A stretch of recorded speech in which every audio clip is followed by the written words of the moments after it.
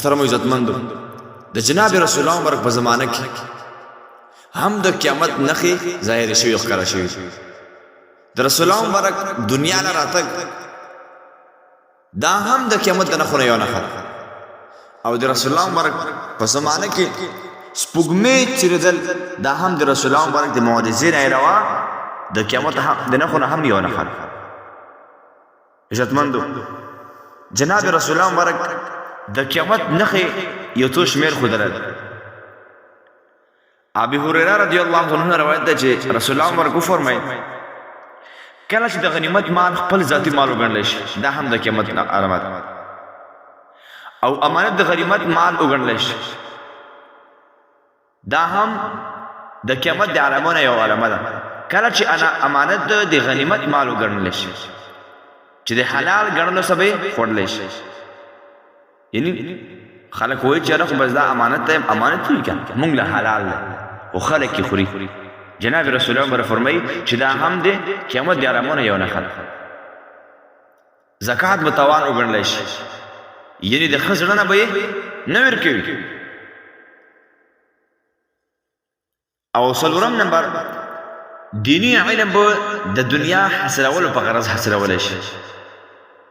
خلک قرآن وایي که حدیث وایي که دینی علم زده کوي جناب رسول الله مبارک فرمایي چې دا به د آخرت دپاره نه وي بلکې د دنیا حاصلولو دپاره به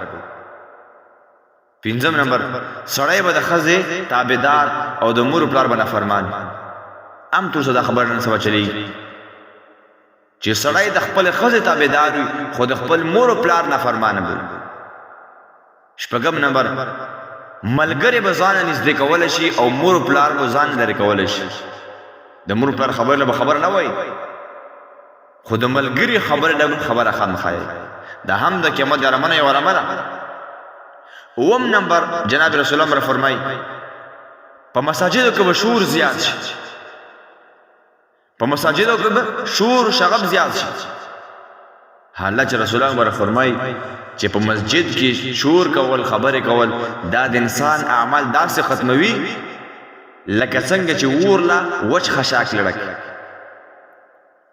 ونن سبا هم تور صدا خبره چلی که زمون کما خبره هم وي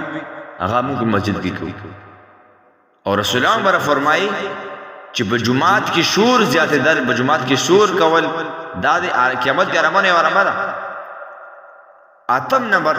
د قوم سردار په ټولو کې فاسق او بدکار سړی د قوم مشر د قوم سردار بو رسول الله مر فرمایي چې په ټولو کې فاسق او بدکردار سړی شي دا هم د قیامت علامه یو علامه ده د قوم مشر په ټولو کې رذیل بنده جوړیږي ښه خلک به خلک خپل مشران نه جوړوي هغه خلک به خپل مشران جوړوي خلک چې هغه بدکردار وي هغه رذیل خلک وي او لسم نمبر رسول الله فرمایي چې دورانکاري سړي به خلک عزت کوي صرف په دې وجه چې د دې نه ماره شر نه رسېږي په دې غرض به نه کوي چې الله باندې راضي شي بلکې په دې وجه به دغه فاسد سړي خلک عزت کوي چې که زه عزت ونه کړم نو سبب د مال بیا نقصان او ضرر ورسېږي او جناب رسول الله فرمایي یو لسم نمبر علامه دا ده